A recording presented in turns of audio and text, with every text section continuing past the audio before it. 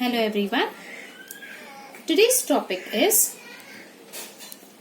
role of nutrients and effects of their deficiency. Let us understand the meaning of the topic first. Nutrients. What are nutrients and why are they necessary is what we have already studied in the previous videos. Nutrients are present in the soil. They can be nitrogen, phosphorus, potassium, magnesium, iron, manganese or zinc. These certain minerals are present in the soil. When a plant takes this mineral from the soil, it results in the growth of a plant.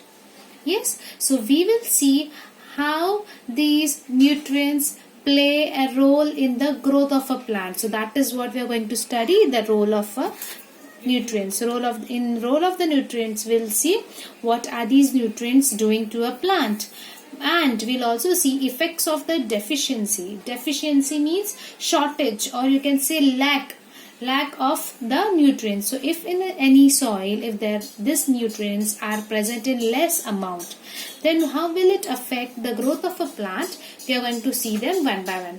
We'll see 7 nutrients which play a very important role in the growth of a plant and how their deficiency affects the growth of a plant.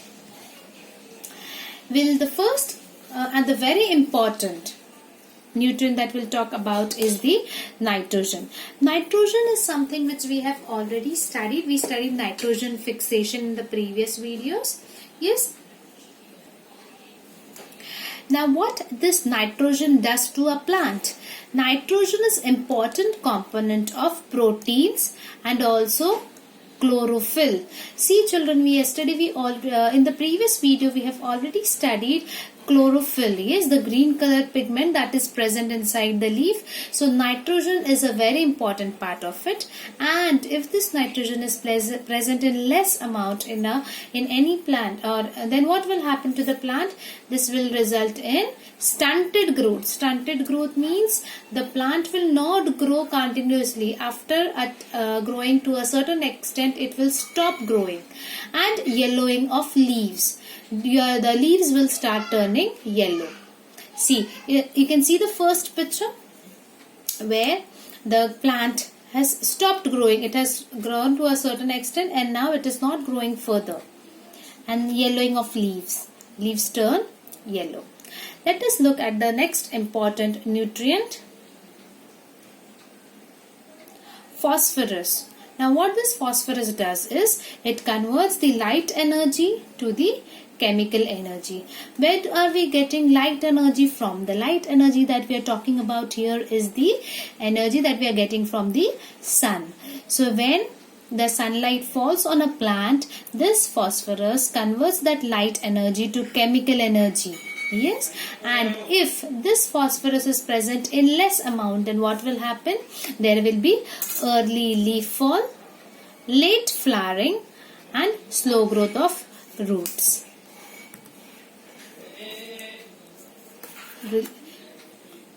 The next important nutrient that we'll see is the potassium. Now what is potassium necessary for? Potassium is necessary for the metabolic activities of a plant. Now what do you mean by metabolic activities? The activities that a plant carries out for its survival, like respiration. Yes, it takes in carbon dioxide, gives out oxygen, or you can say it carries out the photosynthesis. All these activities that are going on within the plant, they are called as the metabolic activities. And if this potassium is present in less amount, or then what will happen? It will result in weak stem. The stem of the plant will be weak. Also, let us see a picture of it. See, the leaf stem is weak, so it has been provided with a support. Then, wilting of leaves. Can you see how the leaves are? They are not in a healthy condition. This is called as wilting of leaves. And failure to produce carbohydrates. Plant will not get carbohydrates here. Then the next one. Magnesium and iron. These magnesium and iron are very important in the production of chlorophyll. If this magnesium and iron is present in very less amount, then this will result in slow growth of a plant. A plant will not grow quickly, and yellowing of leaves. The leaves will start turning yellow. Manganese and zinc. Now these are responsible for producing the hormones in a plant. Now what do I mean by hormone? See children, sometimes a plant grows in the width and sometimes it grows in the height. So who brings out this growth in a plant? It is the hormones that brings about these changes. So these are generally the chemicals which bring about the changes in the plants, and if these manganese and zinc are present in less amount, then it results in retarded growth. Retarded growth means it will stop growing or it will not grow as per the criteria. Okay.